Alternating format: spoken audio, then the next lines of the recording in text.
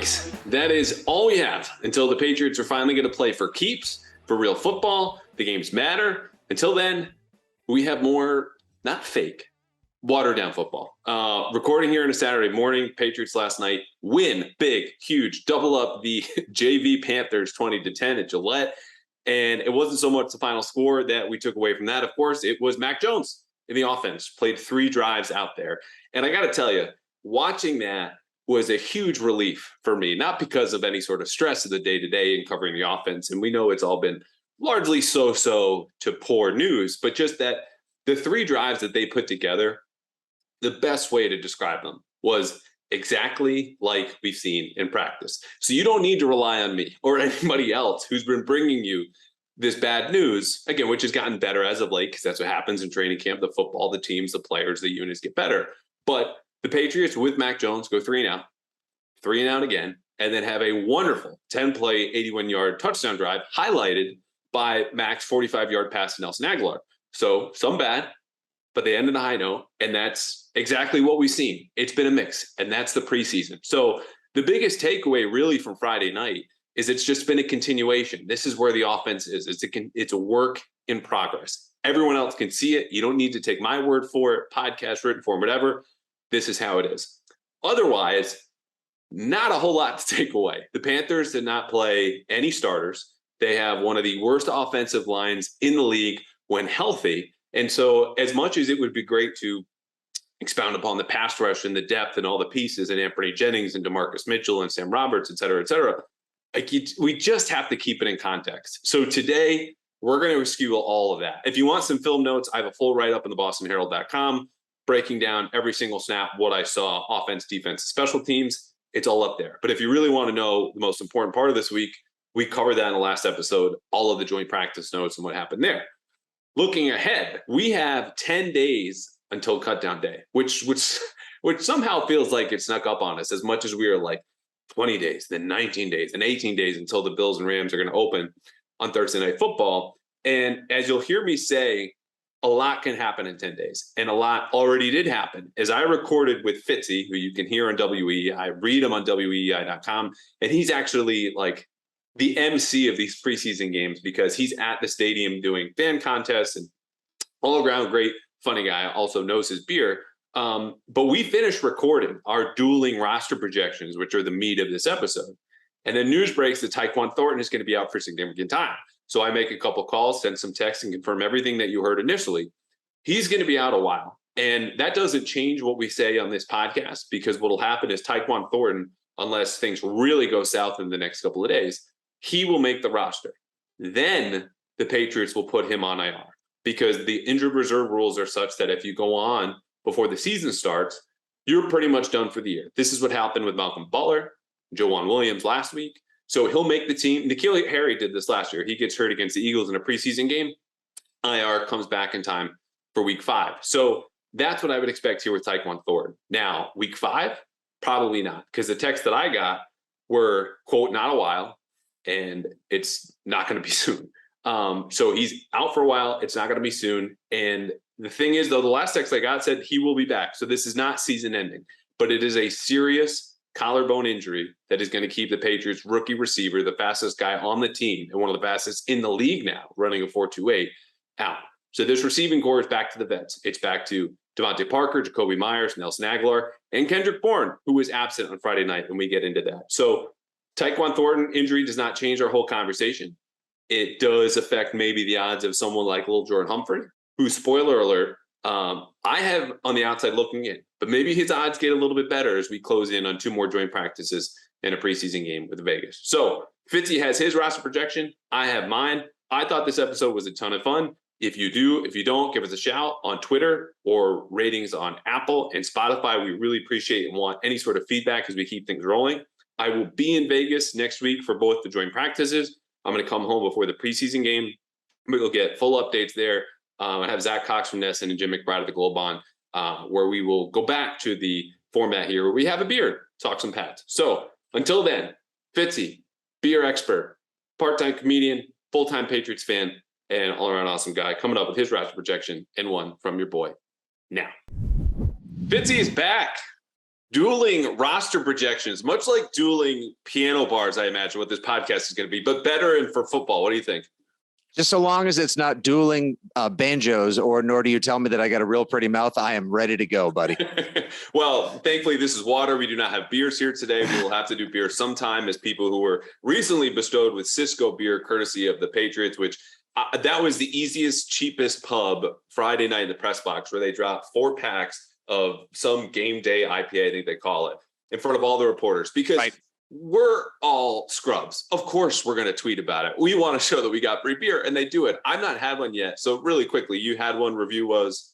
Yeah, and an absolutely brilliant maneuver by Cisco and the Patriots, HT to the PR staff as well. It's called Forever New England, Forever New England, just like the same thing that they've been going, or Foxborough Forever. It's got the Pat the Patriot logo. They license it to the team. Beautiful can art.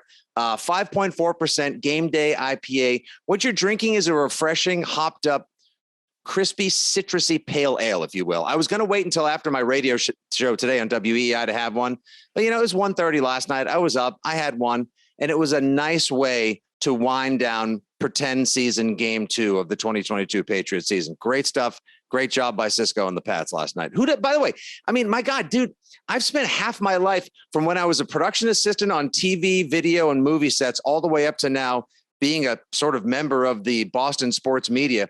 I don't turn down any free sandwich, slice of pizza, bagel, let alone a 4-pack of coveted IPA in New England. Are you kidding me? Yeah, we know Cisco's doing okay because they have a partnership with the Patriots. But as people could probably tell, we're recording here on a Saturday afternoon. Right. And I love the review from you, established beer guy, as I'm trying to ascend to your level. But the start of that, when you go with the can, and I don't know if you were just trying to help people identify what it looks like in the store, sounded like the beer version of "She's got a great personality," because it took a minute to get to the taste of the beer, and you got there, and it's solid, it's refreshing, and I'm not expecting Treehouse 2.0 or Trillium or Vitamin C dropped in this press box, but you have me laughing on the inside there. And the competition to stand out on the shelves and in the refrigerators from all the Packies, the breweries, and craft beer sellers across New England, what jumps out more than the iconic Pat the Patriot logo? So no matter how much Cisco had to drop, and maybe it's because Belichick is so fond of Nantucket that they were able to put that partnership together, but it pops, and the beer is also pretty damn good too. Yeah, the other big winner there, and we're going to get to the roster projection here in a second, is Matt Groh, Director of Player Personnel. I profiled him back in the spring. One of the things I picked up, that dude packs his fridge with Cisco all the time. So he was not in the press box, but I'm sure he's got plenty of this. What was it, Forever New England? Yes, Forever New England Game Day IPA. I just want to say, in case any of your friends in the media happen to check out this podcast as well, that definitely was not me and Andy Hart waiting until all of the media left in the press box to see if there are any leftover 4-packs that we could snag for the remainder of the night. Several were missing from the time we all went down to talk to Belichick and go in the locker room to the time that we came back up. So, we'll just have to keep an eye out for whomever did that. Matt Groh, dude, I love that guy. From when I had a chance to talk to him in 2021, when he did the season ticket member post-draft evaluation and gave me the breakdowns on everyone they drafted, who they loved, and how they fit in. That's where my Joshua Bledsoe crush developed, because he went deep on what a gamer and what a competitor that he was. And now that I know that he keeps his fridge stocked with quality local crafties, I'm in.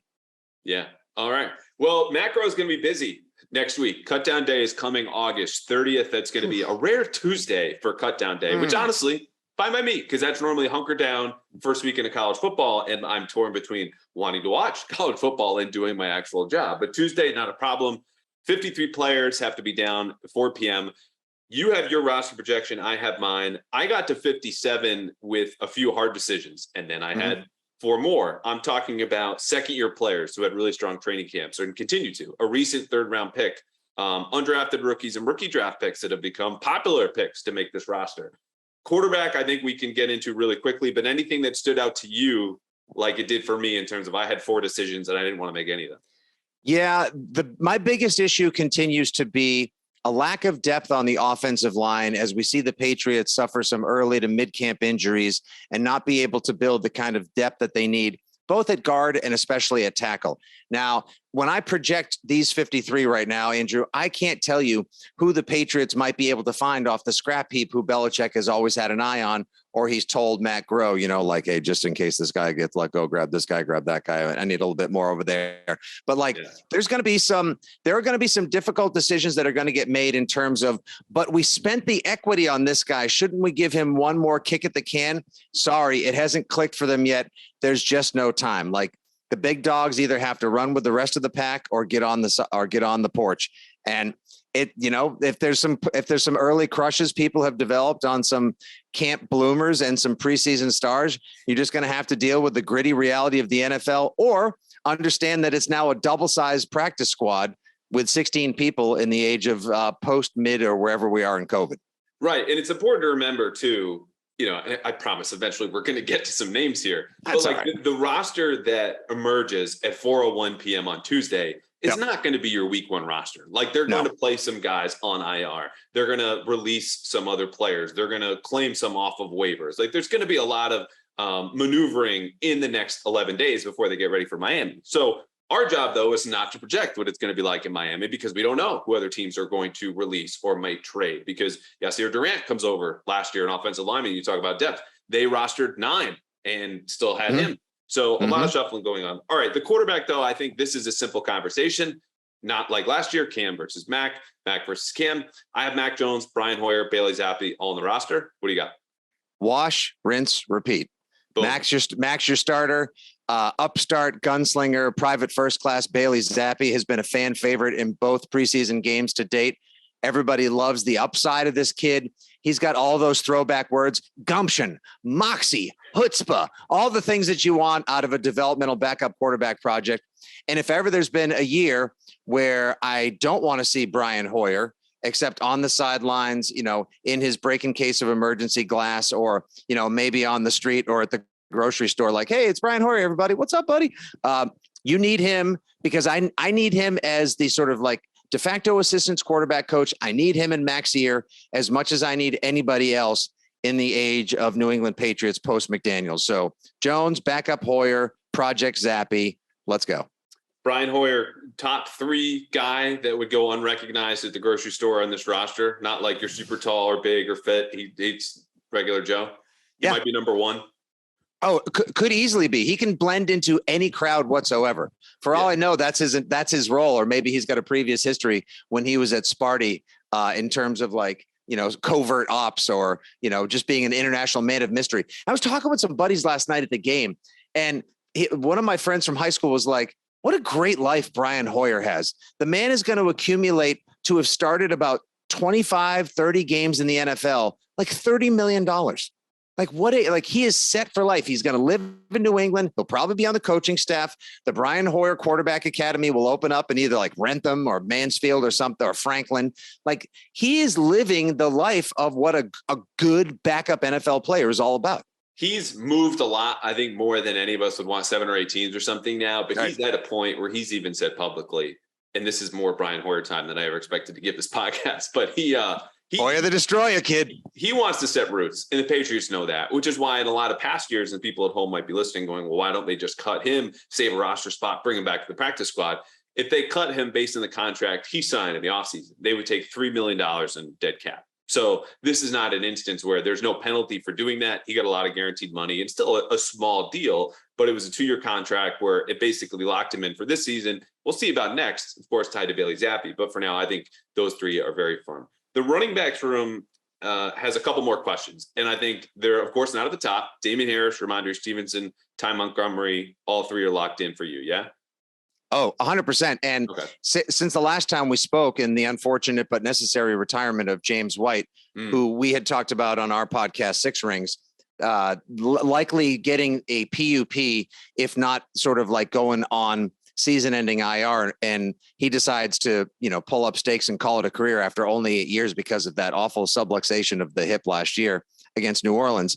That opened up the role of third down back. And I think we saw last night, the spark on that drive where Mac dropped the dime to Aguilar was Ty Montgomery dropping out to the flat on third down and having a nice little 7-yarder, which we hadn't seen anybody do really, because Brandon Bolden was either a big gainer or like a frustrating 3rd and 2 into the line last year. I saw a little more professional third down versatility from Ty Montgomery. He was my pick all along. I think he's going to be an integral component to the offense this year.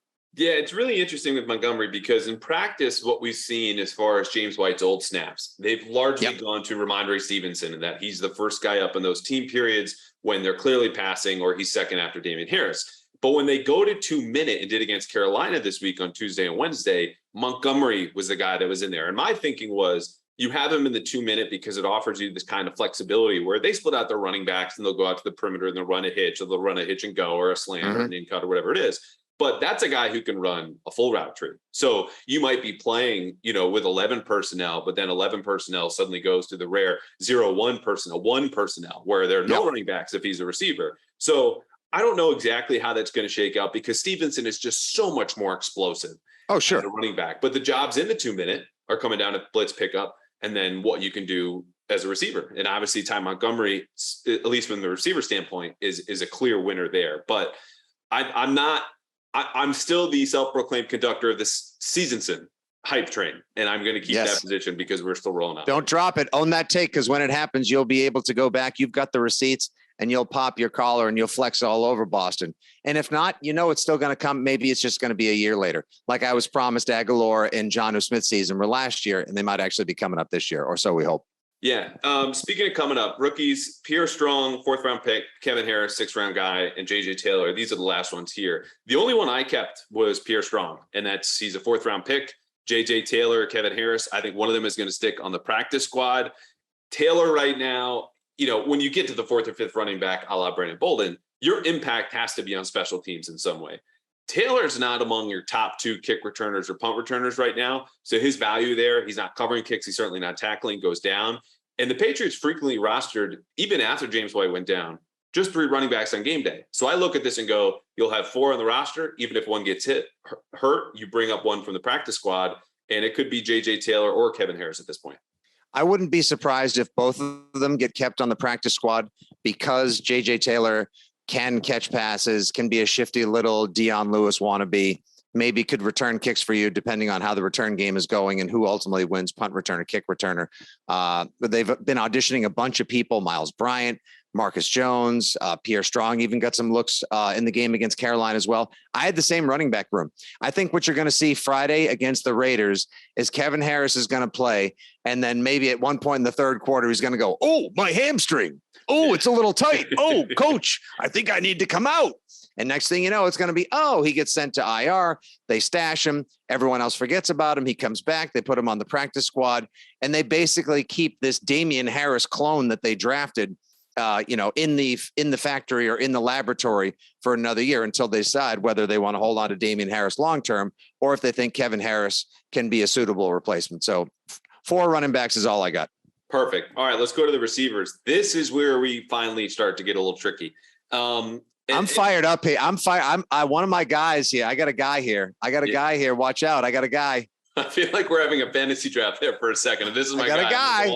The auction is just like everyone's just betting one more dollar, just knowing you're going to claim it and go up and just try to drain your budget here, Fitzy. But I'll tell you, I only have 5 spots. And I think the few that we know are going to be on the roster, Devontae Parker, Jacoby Myers, Tyquan Thornton. And then the conversation gets interesting around Nelson Aguilar and then Kendrick Bourne, who was not available, according to Bill Belichick Friday night.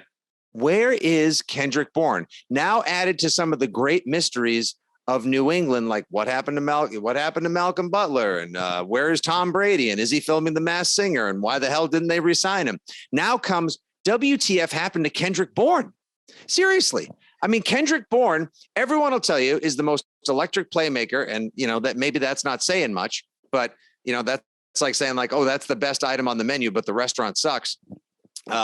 Kendrick Bourne flashed a lot last season, high red zone conversion rate, great on third downs. And on the offseason, he talked about the offense being a little bit difficult to pick up, but it's going to be fun. It's different. He went on a podcast and talked about wanting to maybe take on a Deebo Samuel style role.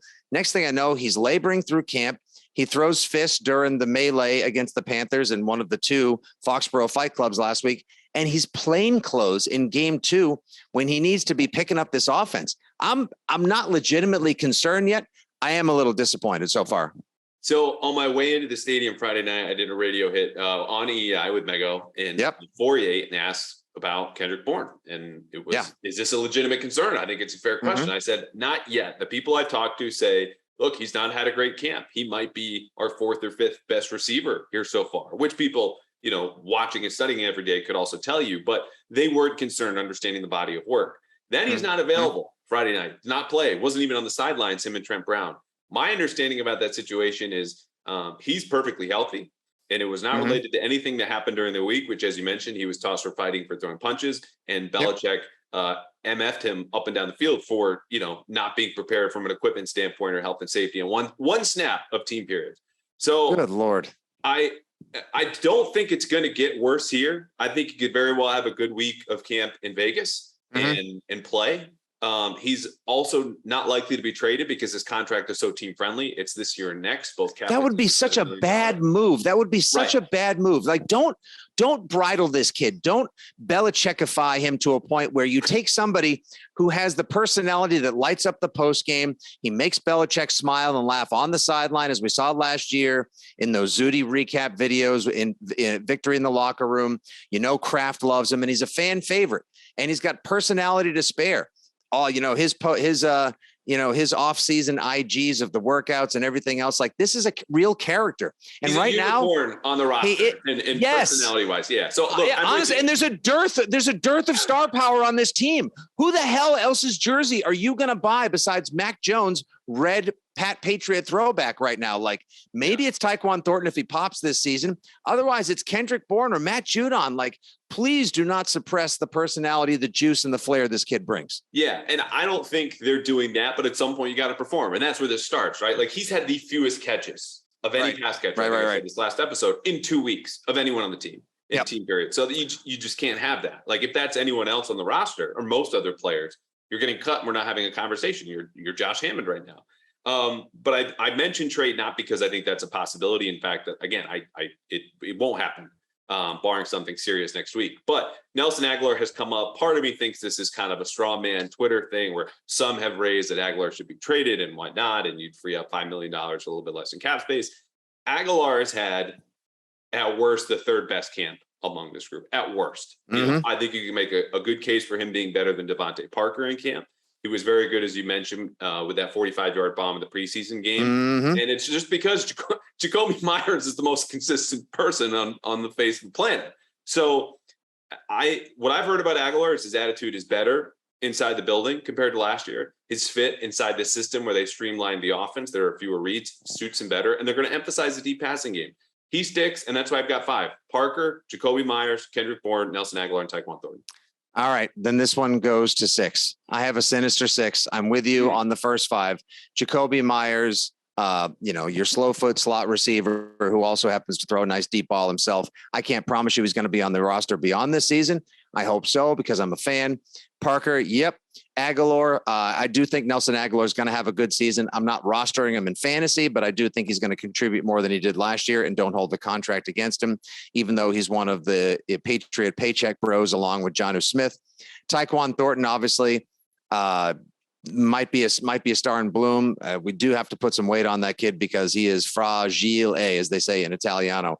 Kendrick Bourne. Let's stop here real quick on Thornton, just because he gets hurt Friday night, shoulder injury. Belichick says this morning, Saturday, that he doesn't know if he's going to be in Vegas. By the time this podcast comes up, we might know. So I'll keep it at this. Yeah. If the injury is more serious than expected or is serious at all, the Patriots can roster him through August 30th. And if he goes on IR, he would only have to miss 4 games. That's a new rule this year, which is important to remember. Where if you can miss just right, a lot of these new rules are why weren't we doing this entirely in the first place? Remember, they make so much sense. Yes, they make so much sense. IR week 1 used to mean like see you later, and if it's 8 weeks or 10 weeks, like that's it. But anyway, he would only have to miss 4 games. That would free up a roster spot starting August 31st. He would still have to be kept on the team until that point. But that's a way to maybe re-sign someone like, a LeBron Ray or Cody Russ here. We'll get to some more names here who were pretty much right on the roster bubble when Thornton obviously is not. But who is number 6? Is this a little Jordan conversation coming? The Lil Jordan Fan Club and Appreciation Society is in session. I'll tell you, he made like 2 weeks in a row, two preseason games in a row. He had like 6 for 83, I think, in the first game. Last night, 5 catches for 71 yards. The one that impressed me the most, it didn't score last night in the Panthers preseason game. The hospital ball for 30 yards that he caught over the middle, got down, took the hit, got up, pumped his fist, first down, got the crowd fired up. He's a big guy. He's got pro moves. He's experienced in the NFL. But the play where he made the roster was that special teams play where he hauled ass down the sideline. And Belichick was just licking his chops. He was so fired up, probably. You get a little shiver. Ooh. Oh, yeah. Exactly. He was so fired up when he sees Lil Jordan putting his little hustle on, going down the sideline, leaping into the end zone and swatting a ball back so it could be downed on the 2 after a Jake Bailey punt. If you can bring special teams value and also maybe be a backup big target, maybe you'll develop a little chemistry with Mac. He's doing everything he can to make the team. And in my world, where you're not the most dynamic or explosive team, but you've got guys that have multiple football skills, you make the squad and you play on Sundays. So the reason I kept him off among a few is that the top 5 there, unless Aguilar or Bourne unexpectedly get traded, they're as close as we have to real roster locks at this point. So you're looking at a 6 wide receiver for an offense that we know at least wants to minor in 12 personnel and playing a lot of 2 tight ends.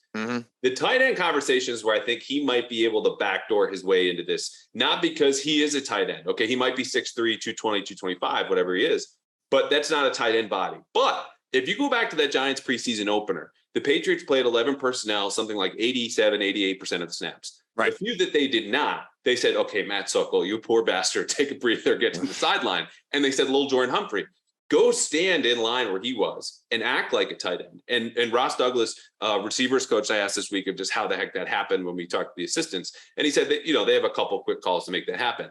That's where I think he could make an impact. Like you said, special teams is going to be a big one and maybe providing some sort of depth there. But he's only had 1 catch in the first half of these 2 preseason games. And right. I just don't see a path where he beats out any of the top 5 guys.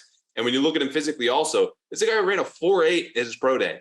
That is slower than one McCorkle Jones. So it's a little troubling. I'm glad for him. I think this will win him a job, but ultimately I think that job is going to be in Chicago. Oh, who could do that to him? Can't you see him though in a Bears uniform? You're going to say, are you going to send him? We're going to send him to fill in for N'Keal Harry. Oh God. So isn't he also talk about a trip to the Phantom Zone? Jeez. What N'Keal Harry maybe should have been the last year. Exactly. The kind of hustle you see out of somebody with big hands, tall body, good weight. Yeah. We never saw that kind of like special teams hustle. Everyone's special teams memory of N'Keal Harry and his super memorable 3 years in Foxborough was taking a punt off the side of his helmet in Buffalo last year. God. All right, let's turn the page. Tight ends, Hunter Henry, Jonnu Smith, they're making the roster. Don't need to talk about them. Devin Asiasi is the 3rd. I don't see there's any reason why Dalton Keene, Matt Sokol, or Jalen Weidermeyer, this will be another Patriots great tweet in 2 years when he signed somewhere else, and everyone remembers this 1 week in Patriots history. Weidermeyer on the team. Did you keep Asiasi or is he a surprise cut for you? Adios, Asiasi. Wow. So the story goes. He's just not doing enough to validate a roster spot. He's not going to give me the special teams value. You just laid out how you could see Lil Jordan Humphrey maybe squeaking on to spot 53 and being able to work his way in as a sort of a pseudo tight end or play a tight end adjacent spot in some offensive formations. Plus he's made big catches. I mean, if Humphrey's got 11 catches in 2 preseason games, if you add up all the preseason games plus the regular season games that Asiasi was in, he doesn't have 11 catches total. Like I like the book is out. He's not going to work here. Now, I'm not saying he's going to get cut, released, and turn into Jacob Hollister somewhere else. Maybe he'll have a fine career in Seattle or Chicago or whatever other sort of like prison island of football that he would get cast off to if he gets released or likely is released from the Patriots. I've wanted Dalton Keene's season to happen. It just hasn't. I might keep him around on the practice squad, but I think Asiasi gets claimed and Matt Sokol, thanks for the memories.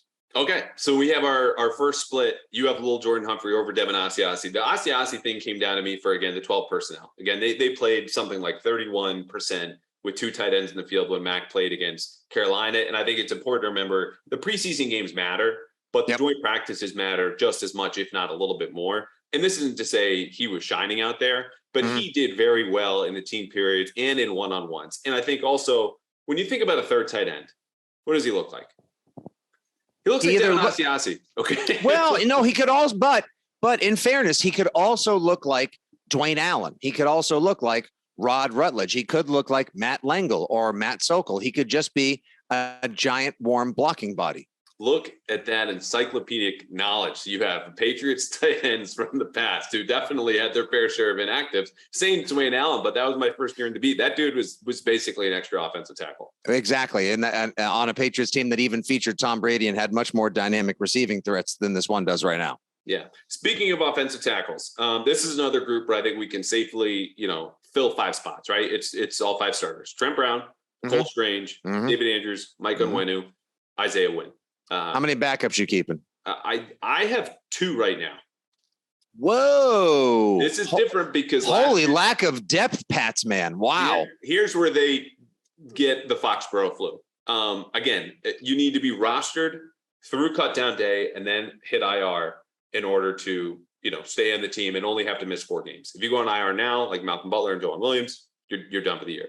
What my thinking is here is you have those 5 starters. If we ever see Isaiah Wynn again, Yadni Kajust, who has been playing left and right tackle better than Justin Herron and also been healthier than Justin Herron. And then Arlington Hambright. Oh, my favorite name on the team. First ballot name because he's someone who's played right guard with Mike Onwenu and rotated with the first team offense in the preseason opener and in practices. He's also more recently been playing left tackle where they need a lot of depth because Trent Brown and Isaiah Wynn, spoiler alert, are not playing all 17 games individually or together. So those are my 2 guys. The thing that you're missing, of course, is a swing interior lineman. You've got a third offensive tackle. Let's call it 3.5 with Hambright. I think they cut James Ferentz, who, like Brian Hoyer, has no leverage. Well, Hoyer now has leverage with the $3 million guarantee that he got. Ferentz wants to stay here. He's not going anywhere. He'll get to choose. He won't get claimed off waivers. He's too old for that. I think they cut him, bring him back in the practice squad, and he knows he gets bumped up. Cody Russi was the hard cut here for me, and I think he or Chasen Hines, 6th-round pick at LSU, might get the Foxborough flu. We just have to wait and see. All right, so as much as I want him on the team because it's like the new LaAdrian Waddle, like a great all-time, how in the hell is that actually somebody's name? But God bless it is. He's somebody's son, and he's also a football player on my favorite team. When I first heard Arlington Hambright, I'll be honest, I'm not trying to work the room here. I was like, oh, is that like one of those teams that was recently relegated in like the EPL or something like that? Or is that like what Arlington Hambright plays for the Patriots? Yet the guy's actually been pretty dependable on a line that's been less dependable than we've wanted it to be. That's gone through a series of changes, shuffles, and injuries so far. Your starting 5 is super dependable and it's locked in. I was one who was holding out for Stuber to actually maybe be somebody who could step in, surprise us like he was one of the higher rated tackles in football, in college football in recent years. I don't think we've seen high nor low of him. Practice squad candidate USA for him. My backups are, sadly, and it's not just because he's the son of one of Belichick's besties and also one of the innovators of the wide zone running attack. I see James Ferentz, Yadni Kajust, and I got Russi over Hambright.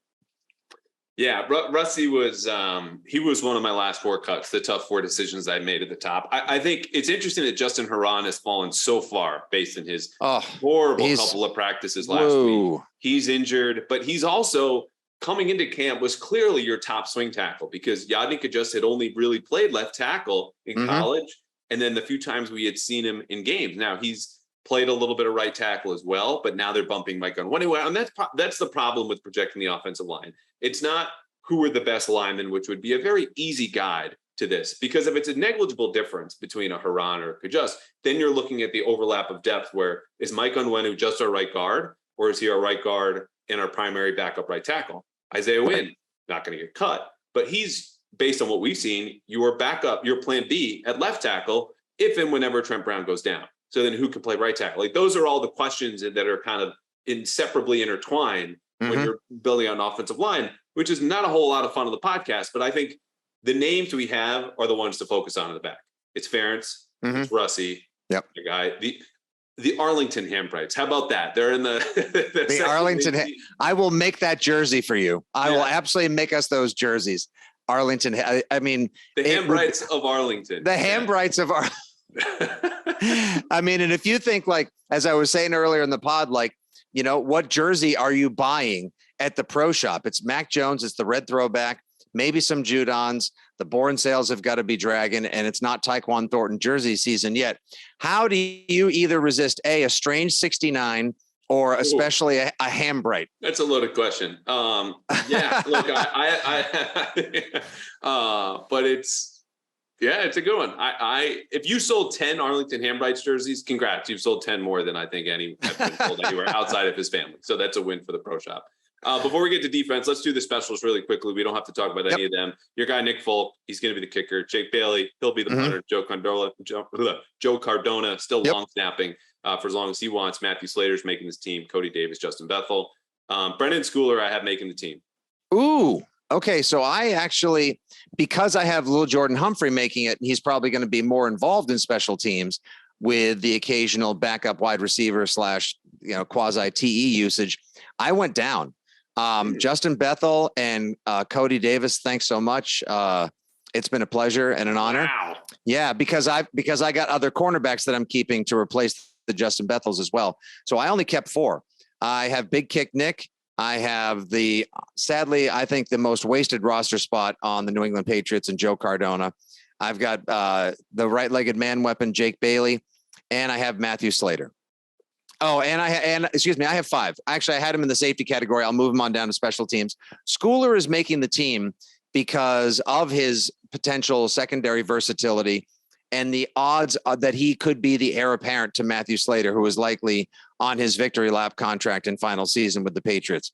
Tall, fast, strong, knows for the ball on special teams, has that go for it gunner attitude, the devil may care. He'll just put it all on the line. It's exactly the kind of guy you could see being a core special teams leader in the future on the team. And I don't want to see him also get released by the Patriots and then picked up by, maybe not Buffalo, but like by the Jets or Kansas City or Tennessee. Maybe Vrabel here is like, oh, this kid's a hashtag football guy. And next thing you know, you're like, well, they're one of our special teams captain of the future, someone we're going to have to play every other year. I think what you're describing is a decision that people in my position and now yours, I mean, building out these roster projections would just love Belichick to pivot to, or people at home, because it's hard for any of us to explain without really watching the All-22 how good Cody Davis is at his job or what Justin Bethel is doing as a gunner on this. But what I can tell you, just watching the preseason game live, is that Justin Bethel and Cody Davis started on all 3 of the starting units: punt team, punt return, and kickoff against the Panthers last night. And they're not going anywhere. I mean, if they could, as you're suggesting, but probably so. They also probably would have been on kick return if it was not comprised entirely of backups. Like Matthew Slater didn't even play on kick return. Brendan Schooler did, though. And according to my notes, also played on the punt team and kickoff. So that's 3 out of 4 for Schooler, Davis, and Bethel. But again, most teams are not rostering that many pure special teamers. I mean, how many times? And that's like, we're going to have to cut bait with that. We can't, like, how many pure special teamers on a team where you need to try to find a spark, or where you need great to have special teams depth. And I understand Belichick is in all 3 phases and not just a defensive oriented mind in football. I heard you say that on EEI yesterday. Could not have agreed more. Hell, he's probably going to be calling half of the plays this season as well. But there has to come a time where you cut bait with the notion that you're going to field almost a roster that's 1/4 special teamers, because you need someone else to show up and show out, especially on offense, where there's a bit of, I'll even almost say, a dearth of playmakers, or at least that we've seen so far. So for me, I have to part ways with guys that have great special teams value and dependability in favor of some upside in other spots. All right. Well, I will owe you a 6-pack of your choice if that happens. Not a problem. I don't even want anything in return. I just want to honor your guts with this bold prediction here. Let's do defense. People have been waiting as we go through offensive line and special teamers. I did pure D-line. Like, you could include the edge guys in this conversation, which right now, Henry Anderson and Dietrich Wise are considered defensive linemen, but the way they kind of stand up a little bit, I'll just throw them in the conversation to make this simple. Right on. Okay, so I have 6. Dietrich Wise, Henry Anderson. Inside is Lawrence Guy, Devon Godchow, Christian Barmore, Carl Davis. So from this group, Mm. not include outside linebackers, I sent packing Sam Roberts of preseason fame. Oh, that hurts. I think that's the only name for Your me. words hurt. Jeremiah Farms Jr., much to Mego's dismay the other day when I did a hit, and she picked him in some undrafted rookie pool, which can you tell it's sports radio in early August when you're having an undrafted rookie draft and pool? But that's where we are. So right. I didn't have much problem making the cuts and decisions I did with this one. Sam Roberts was one that Andy Hart told me was maybe like on day one of practice, or maybe even back during like OTAs or mandatory veteran minicamp, whatever the hell it was. There was some point during the spring where he said, wow, Sam Roberts has like football thickness and shows up and looks like a powerful football player. And I think we've actually seen him show up and make some plays and get noticed. Now, granted, he didn't cause the fumble that brought the game to its 20-10 finale against the Panthers, but he recovered it, had a knack found the ball, got down on it, got the 6 for it. He's a big, strong guy. I don't know if he necessarily would get claimed and then, rise to prominence on the Ravens or the Steelers and be a regrettable somebody that the Patriots should have kept. I've liked him from day one. That was an interesting pick in the 6th round out of I want to say South Dakota State, South Carolina State. I was just going to ask you if you can name the college because it's so much more obscure than that. Oh. Northwest Missouri State. That's not a place. I refuse to believe Northwest Missouri State is a place. I mean, that's a Key and Peele sketch location. That's not an actual university. Yeah. Point being, though, I think you keep him. Carl Davis, we know what he is. That's, he's an old pickup truck. Like you can put him right there in the middle, it'll go to and fro and haul junk out of the yard. But I like the upside with Roberts. And again, it's because I think this is such a transitional year. Mego was making the point the other day on the radio that she's starting to buy in on the idea that the 2022 Patriots are the 2021 Chargers. Yeah, they're going to compete. Yeah, they're going to try to get a playoff spot. But there's so much evaluation and development going on along with the development of a second-year quarterback.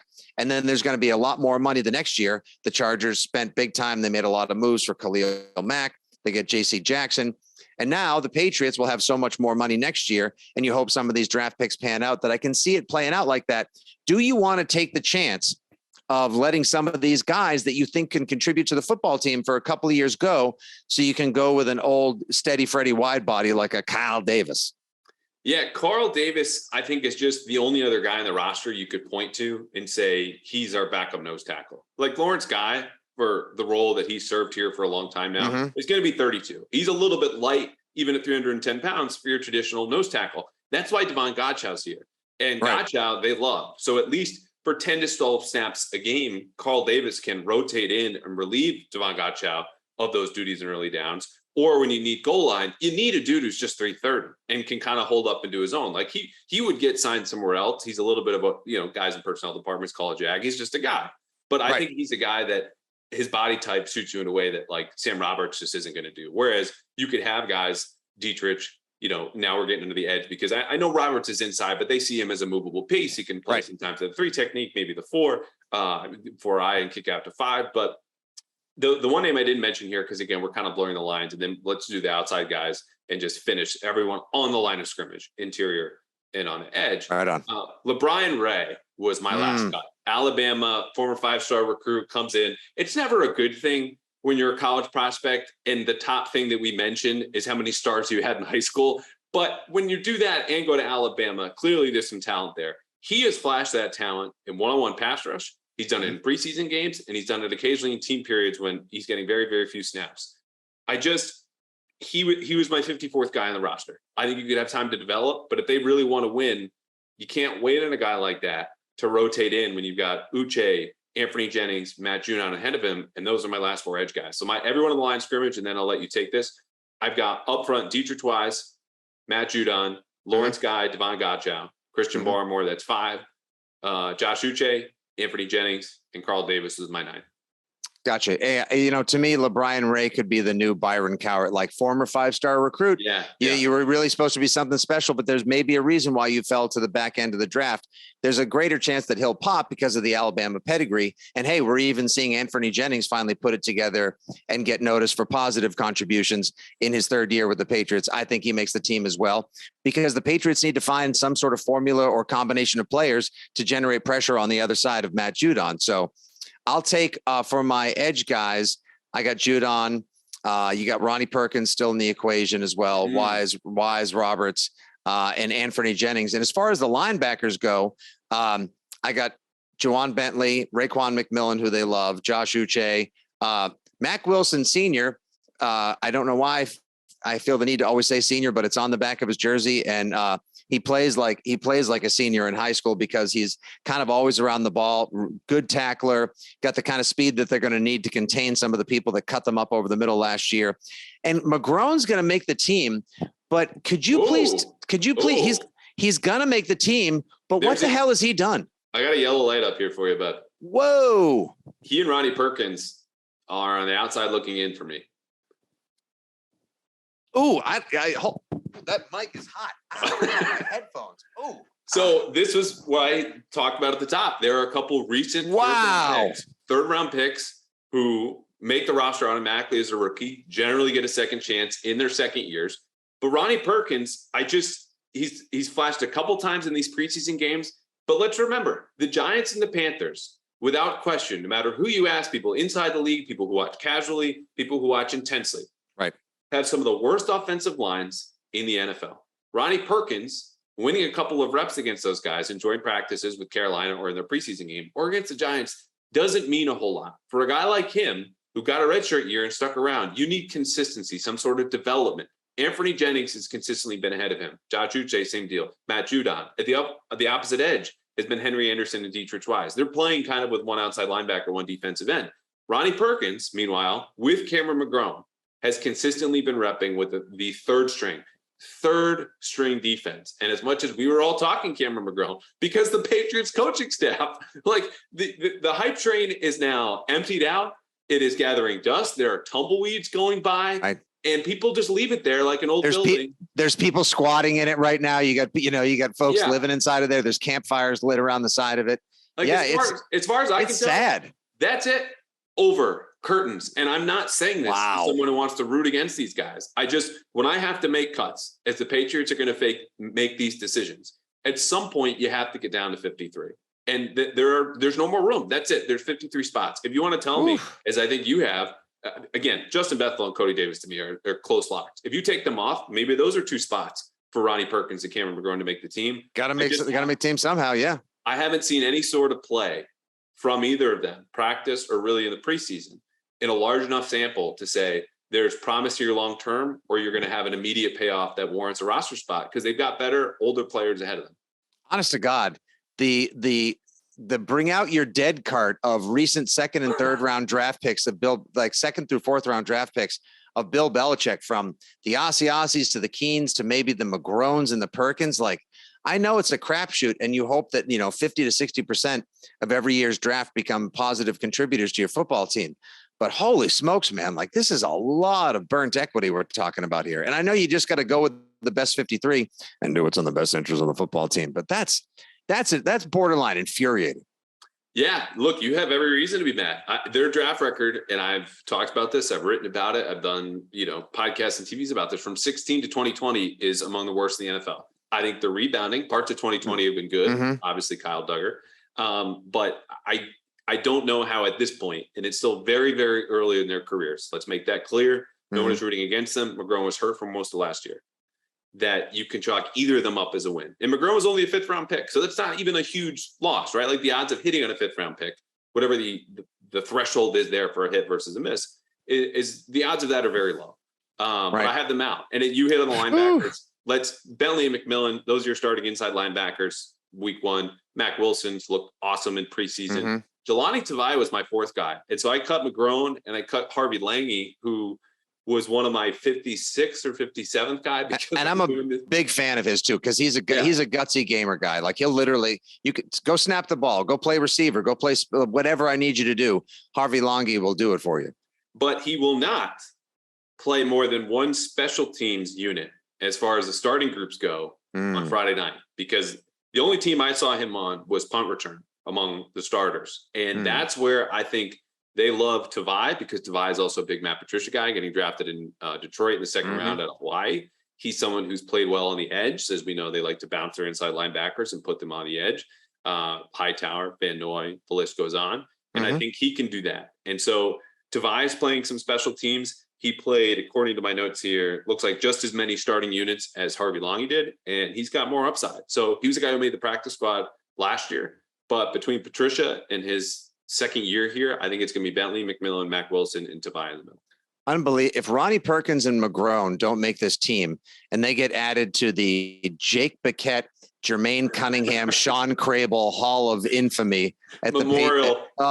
Really, truly just brutal during that time. But like, yeah, that would be a massive disappointment for people that thought we had, that Uche and Perkins and company were all going to be Judons or Ngakwe's in waiting. Ain't been the case. And look, I want to stress this because we still have 10 more days until cut down day. Injuries are going to happen in New England and across the league. Players are going to play much better than we saw last Friday night in this past week of joint practices. If Ronnie Perkins and or Cameron McGrone go out and show out in Vegas, this is a really tough conversation. All I'm saying is that here on August 20th, as far as those two players go, as they continue to rep with the third stringers and other players kind of bounce back between second and third or first and second, I don't have a whole lot of evidence to point to say they should make the team beyond their draft status and the fact that Cameron McGrone has really not gotten a fair shot because of the ACL. But that was more than a year and a half ago. So it's just hard to count on that. And again, it's tough decisions. This is the NFL. That's what we do. Speaking of tough decisions, corner is really interesting. I have 6. I'll run down again the locks as I see it, and then open it up to you. Jalen Mills, Jonathan Jones, Marcus Jones, Jack Jones. Same for sure. Okay. I think Jones and Jones could be a shockingly promising group of players. Can they just not all play the same position? That's the only thing I'm asking. Like, I can't tweet M. Jones. What a nightmare for the beat guys. Oh my God. Can we get a say in this, Matt Groh? I need just one word. Can we identify, Marcus Jones nickelback? Like, get a new spot on the depth chart and just have him there. So I can say NB. Can we go like early XFL style and allow them to go with nicknames? Yes. Yeah. Right. Yeah. Like, yeah. Can they be a, Pat, just like in the vein of a he hate me or something like that, like just something to differentiate. Because I mean, would they allow like J. Jones, M. Jones? You can't even do that because you have John Jones and Jack Jones. Oh my God, you're so screwed. That's my point. Now, this is all, of course, not serious. I do not want any mentions saying like local reporter bitching about names and this is so silly, blah, blah, blah, blah, blah. We are playing around. But I think the conversation about corner gets interesting after those 4 names, the 3 Joneses and Jalen Mills, who has been awesome in training camp. Shockingly good. Underscore bold, size 32, whatever. Awesome. Terrence Mitchell and Miles Bryant are my last 2 corners because I think Jonathan Jones and Marcus Jones, as much as John Jones has played the outside, are still better at nickel. Miles Bryant is going to play nickel. That's a lot of depth there. Okay. If Jonathan Jones doesn't work out, you need someone to play on the perimeter where Terrence Mitchell has been fine. He's a journeyman. Journeymen are fine, but he's someone you can rely on. And Miles Bryant, they also have playing at safety. And he's been starting at nickel in the 2-minute and in the preseason game. So that's a guy I think has a leg up on Marcus Jones, who's obviously making the team as the 3rd-round pick. Same with Jack Jones, the 4th-round guy. I have Miles Bryant making the team because he's looked good in the return game, has special teams value, has made some good plays. I'm not going to hold what happened in Buffalo and in Foxborough against Buffalo against him now because those were tough assignments and everything was falling apart in last year's end of season house of cards. So Miles Bryant makes the team for the versatility and value he presents. And I had to make a tough call here between the perfectly fine turkey club, no mayo, no mustard, that is Terrence Mitchell at cornerback, because you need a veteran guy that you can kind of depend on and who's probably not going to screw up. He's not going to make too many spectacular plays, but he can hold up And there's, there has to be some sort of Tyrone Poole, Earth, Wind, Moreland type of like, who is that guy? He's been around for a while. Okay, he's good enough. He's no Otis Smith, but he'll get the job done. I see the upside in Shaun Wade, and I know he almost played himself off the team against the Panthers by running into Marcus Jones on special teams, but that interception was pretty sweet. And he's only a second-year guy. He's better in the slot than he was in the outside, just like he was in Ohio State as well. But again, I'm going upside and potential versus, steadiness, unsexy sureness this season. So I'm now thinking about that as a life philosophy, the unsexy sureness versus just the kind of risk reward of a one Shaun Wade, and how you've chosen Shaun Wade to exemplify the risk, and Terrence Mitchell is the definition of unsexy. Well, what if somebody gives you it's like wearing khakis and a white shirt. It's like, it's never going to get you kicked out of any business meeting, a beach club, wherever you may wear it. You're probably good in church, but it's like, it's fine. But maybe there's a shirt in your closet and you've looked at it and you're like, I don't know. I kind of like this shirt. I think it looks good on me. And when you wear it out, there's a chance someone's going to go like, well, I don't know if I could pull that shirt off, but it looks good on you. Or someone might come up to you and be like, dude, listen, here's $20. Go in the next store that sells clothes for men and get something different, because that shirt has got to go. I'm taking the risk. I'm taking the fashion risk on the fancy shirt with flair that is Shaun Wade. I freaking love that. That also reminds me, Steve Burton had this just bright pink polo on and absolutely crushed it last night doing TV. You could have seen him from space. Sideline. He's just, you could have, Like what is going on down there? Why is there giant cotton candy just walking around, blowing around the field at Gillette Stadium? But I looked at that, and I have a pink button down, not that anyone cares. And I pick my spots. I'm not wearing that to church and the grocery store and out to a club or a bar or whatever. But I like it. Now, when I look at Steve Burton, I like it a lot more in him. Now, bring this back to Shaun Wade, a human being who's just trying to make it in the league. He was my 55th player outside looking in, right after Brian Ray. And he's around a lot of passes, as we saw against the Panthers. We've seen it in training camp. They're going to need him to play consistently on the outside.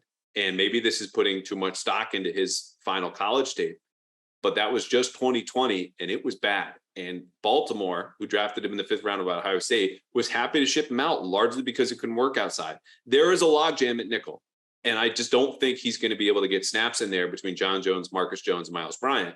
So playing on the outside, he's been better this summer than I expected. He will stick somewhere if he's released, but I couldn't pull the trigger. If he makes the roster, I'm not going to be shocked, because if the difference is negligible between a Terrence Mitchell, the white shirt and the khakis, and this bright pink Shaun Wade, you're right. Probably go with the upside, because at the end of the season, maybe he's even better than Terrence Mitchell is right now. And by default, I think he's the tallest corner on the Patriots, and you need somebody over 6 feet tall to play corner. Otherwise, like the fact that like Marcus Jones, Jack Jones, Jalen Mills are all like 5'10" and under. Not that I'm going to be a heightist or that I'm vertically shaming the Patriots or their secondary, but eventually you need kind of a big guy, and maybe they can, work with him over time. Maybe, there'll be a way that they could they could shift him to the outside on occasion where there's teams where he won't get embarrassed or burnt, because they don't have elite wide receivers on the outside, like a Baltimore versus Miami, where he could just get absolutely scorched and left, have a burnt shadow on the sideline. Different sports. I mean, correct. Those teams are with their corner depth, and they play a different style than the Patriots probably play. We saw a lot of man coverage last night, but I just can't look at this roster and say they're anything other than they'll at least be in the top half of teams that play zone this year. I could be wrong. For sure. I don't know. But they're not going to be in the bottom 5. I just like this. I like the speed that I've seen on defense. There's a nice edge to the defensive line. I think they're a little bit nasty, which is good. And they're starting to buy into the fact that they're an underrated group of bad boys, and there's speed in the corners. And look, you may get burned every now and again deep because somebody, bites on a double move or makes the wrong read. But in terms of getting, the death by 1,000 paper cut offenses with Miami and Buffalo, where time and again somebody was open and then got an additional 8 yards because nobody could catch up to said back or said slot receiver or said third tight end. Now you actually have speed from the Mac Wilsons and the Raekwon McMillans all the way to Jones, and Jones that you might actually be able to not die that death. Yeah. How many, and to wrap it, how many safeties you got? Well, really quickly, because you mentioned the speed, Mac Wilson, we've seen that it's been just a one-man sea change at the second level. Yeah, but I want to give a shout to Juwan Bentley, because he gets to be a punching bag a whole lot. And Belichick had high praise for him pregame. This was not lip service. He was asked generally about the linebackers. He said it starts with him. It's the leadership. It's the play. The dude had 6 tackles and 3 drives, again, against Panthers backups for the Carolina Panthers. But that's 2 tackles per series. That happens over a game. You're talking about 20 tackle pace, including a tackle for loss where he read a screen, tossed an offensive lineman aside like it was something he picked up off the ground and dropped it in the trash can, and then made a tackle in the backfield. Like, Bentley's instincts and what he does, he is near elite at. It's just you need to find a way to get him doing that in situations where he can do that as much as possible and minimize his weaknesses, which are obviously in coverage. But he's excellent at tracking plays down, stuffing the run, and getting there on the spot to make up for what is obviously a lack of long speed. Surround him with the speed that will make up for his lack of physical gifts, because his football instincts and gridiron acumen have continued to grow to a point where Belichick can trust him, so much so that he might even be a green dot guy for the defense this year. Definitely. And Mac Wilson was when he came in the second half. But okay, safeties. Another group. I love this group. Like, it's just got everything. You've got Devin in the old head and playing single high with a bunch of speed. Phillips and Duggar are going to play in the box. Jabril Peppers is finally back from his ACL. He's flying around, occasionally throwing punches. And Joshua Bledsoe gave me 5 safeties. This is a guy who's played a little bit in the slot, cooled immensely from the first 2 days of training camp, where he was the best player on the field with 5 pass breakups. But he's a second-year guy who, unlike McGrone, again, Bledsoe missed last year too. What has he done now as not a 5th-round pick, but a 6th-round pick with that opportunity? He's rotating regularly with the starters. And you saw this when he was the next safety, and when Devin McCourty took his break after 3 series, it was Adrian Phillips, Kyle Duggar, and Joshua Bledsoe. He's making the team. Yeah, I've been a Joshua Bledsoe stan from day one, and I think the fact that he can play corner in a pinch, that he's got a ball hawk instinct about him. He's a fundamentally solid tackler. He's never going to be out of position. Like, there may be people that'll be stronger. He could get blocked out in some plays. Yes, there are people that are going to run straight by him, or that are going to put moves on him that are going to leave him spinning around like a top or a dreidel. But in terms of just like grit, gut, and that gridiron gumption that you need, like Joshua Bledsoe brings all of it. And just like Miles Bryant, who can play safety, can play slot corner or nickel corner or pinch, and also has some return value, wouldn't surprise me at all if Joshua Bledsoe gets some safety reps, if in a pinch has to play corner. And also, again, another one of these guys who may force you to move on from somebody like a Bethel or Cody Davis, who I know you would love to take out to dinner and go for long walks along the Newport Mansions coastline with. but like, I can see these guys. Here's someone else, 2nd-year player, could be part of your future as you're building this 3rd iteration of Bill Belichick Foxborough football, who can do a lot of things for you on one side of the ball, and of course on that 3rd and most important special teams unit. And to your point, he played on the starting kick return and punt return unit against Carolina, and that's second preseason game. But he's been repping regularly with those groups. We didn't see him on the punt team, as far as I could tell. I have one. You ever just write things down, look at your handwriting, and going, "What is wrong with me? I can't read this. This isn't a sentence. These are." Just, I wasn't even inebriated when I wrote this. What's wrong with these? Are just. Do I need to digits.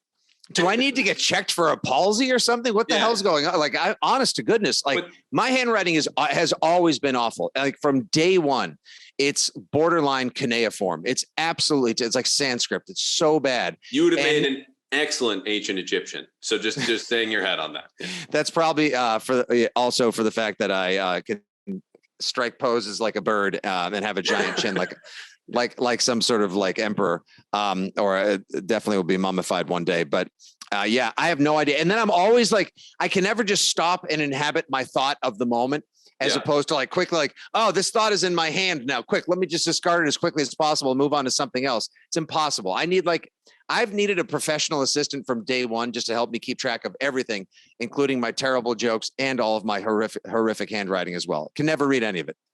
Just to backtrack, I understand the ancient Egyptians did not write in Sanskrit. Hieroglyphics was a joke there for the hieroglyphics, right? Who love Thank the you. nitpick. My bad. Yeah, they do. They do love to nitpick, don't they? Yeah. I loved it. You're definitely going to be mummified one day. If there's one takeaway from this podcast, August 20th, when we have another week in preseason and joint practices and cut down day, I know you were not going to be cremated, buried, just definitely mummified. It'll either be a mummification or a Viking ship to Valhalla, chock full of game day IPAs. Well done. All right. Well, let me be your assistant now. Keep you organized. We have 2 mailbag questions. One of which I told you before we even started recording, I am very excited to see your reaction to because it's Mac related. And you are, as I am the conductor of the Reminder Stevenson hype train as we continue to chug along here, despite Ty Montgomery closing very quickly on the tracks. Sure. You are leading Mac Jones's. So question from, and forgive me if I'm pronouncing this incorrectly, Fuad, F-U-A-D on Twitter. Any concerns on the trajectory of Mac's development and if he may not be our franchise quarterback for the future years? Fitzy, what say you? 3 words, Fawad: delete your account. No.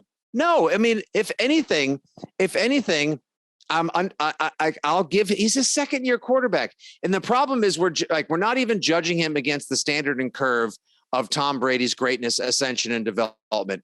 What we're looking at right now is Mac Jones. And the whole, but he's so smart. And, I was told he was like, a wizard. He's like a supercomputer back there. Like he's teaching the offense to Patricia and Judge. How come he doesn't look better? How come the offense isn't firing on all cylinders? Because it's a work in progress. Callahan, I've been thinking about what this whole Patriots season is. And I look at it like this. It's kind of like, and it's funny, I mentioned a Fox TV show because that's very well where Tom Brady could be right now during his unexplained 2-week absence from the Tampa Bay Gronkaneers, or now formerly Gronkaneers, back to the Succaneers, is that this is a Fox cooking show, and Bill Belichick is Gordon Ramsay, and then he's got a bunch of other chefs in the kitchen, and he's trying to figure out who he can put on the staff of this restaurant. And in the interim, he's yelling at people, he's cussing them out for their for their food prep, for their mise en place, for how tidy their station is, and all your other sort of like culinary and kitchen metaphors and allegories, if you will, analogies rather, excuse me. So at this point, Mac Jones is a bright young chef that like Bill Belichick as the Gordon Ramsay of this Fox cooking show believes in, but he's asked him to go from like being a classically trained French chef to become like an Asian fusion chef. It's going to take a little time. His culinary ability will shine through. He knows he's great with the knife. He's got amazing knife work, and he's got a mind made for next level culinary success. Just give him time. So the folks who watch this on YouTube just got to see me as an ambulance goes by, presumably for Fuad's feelings, the way that you answered that. Lean back in my chair, knot my hands together behind my head, and just lean back and enjoy it, because that answer exceeded any expectations that I had for your reaction, which were very high to begin with. So thank you. As for me, concerns in the trajectory of Mac's development, honestly, as much new information and concerns and worries and talk and things that I've listened or talked to people about when it goes to the coaching staff, we haven't moved a whole lot from Matt Patricia and Joe Judge is still probably not a good idea, but they're working their way through it. And Mac's comments, at least publicly in the last week or two, and sure, he could absolutely be just lying his ass off. That Patriots generally, when it comes to saying the right things to the media and getting the same message out, have no problem doing that. But he seems to be much happier with the arrangement in the offense and as they go. And I think they're taking a lot of his feedback, which for, again, who you said, wicked smart, understands the offense, was good at the old one when virtually no rookie was, is a really good sign. So bottom line, no, I'm not concerned. Would I be surprised if statistically he has the same output, something like 22 touchdowns and 13 picks this year in a new offense with offensive coaches who are also learning? No. But long-term, no, I think he's a guy who's definitely an above average quarterback and you can win with. So that's that. Yeah. Last one. This is a great one. This is a perfect question to wrap up roster projection pod. This is from John on Twitter. Rank in order of likelihood these players to make the 53-man roster. Oh. Lil Jordan Humphrey, Sean Wade, LeBrian Ray, Ronnie Perkins. That's the order in which they'll make the roster. Literally, that's the perfect pecking and running order for that list right there. I still think Lil Jordan Humphrey like I said earlier, the special teams value, the play that even the NFL tweeted out last night, the leaping into the end zone to knock the ball back 2 yards, big body, pro experience. I want LeBron Ray to work out. I gave Sean Wade a roster spot, and you've told me that Perkins Kitchen is closed. Like that's not going to work out. That's a damn shame. It's a damn shame, but I don't know. Maybe I came off as too harsh. You can only go off of what you see, and he's been healthy and he has the higher draft pick status going on. But if you've watched the last couple of games and come away thinking he'll make the team based on when he played and who he played with and what he did, great. I just don't see it. My list is, and I said LeBron Ray was the 54th guy on the roster. Sean Wade 55. 1A, 1B. I don't know. Like those two are at the top, tied for first. LeBron Ray and Sean Wade for me. Then Lil Jordan Humphrey, and then Ronnie Perkins. So that's where we're at, man. Yeah, these are the tough decisions that guys like you and I get paid definitely not to make, but they're fun to bat around in the virtual bar room. And hey, whoever gets the most correct come August 31st, the other one obviously is going to be the recipient of a tall, frosty, cold, well-hopped beverage. Excellent. Yeah, you send me yours and I'll be able to track these. I feel like we should almost have a spread though, because again, Cody Davis and Justin Bethel both leaving the building on August 30th, hat in hand. I don't see it happening. So I'll give you 1.5 on Fortune, this. You're gonna give me a one. Oh, why don't you give me a half? Give me a half. I'll just take a half. Okay. But also fortune favors the bold. You're absolutely right, because also, like I said, things are going to happen in the next 10 days. And at the end of those 10 days is Bill Belichick, who, let's just say, is not the most predictable person on the face of the planet. Last year, they had one quarterback on the roster, which obviously didn't make a whole lot of sense. But none of us expected that. And it worked out anyway, because Brian Hoyer, as we know, wasn't going anywhere and came up from the practice squad. Right on. That's it. All right. I have you. All right, dude. Plus half. Thanks for coming on, man. This was awesome. I have enjoyed both appearances. This is one of the most fun podcasts in town. You know what a fan I am of your written work, and as well as your radio hits, the podcast, and more. So keep it up. Holler at me anytime. And if anyone wants to either clap at me for bad takes, absurd jokes, Gordon Ramsay analogies, or the picks here, you can follow me at Fitzy GFY. And of course, all the radio shows, the stuff for WEEI.com, and coming soon to a radio near you, the Patriots postgame show following each and every Patriots game this fall. He's everywhere, kid. I think you're going to hear from Fuad, who's probably now very, very mad that I mispronounced his name. But this is awesome. All right, go get drunk. All right, buddy. Have a great one. Go Pats.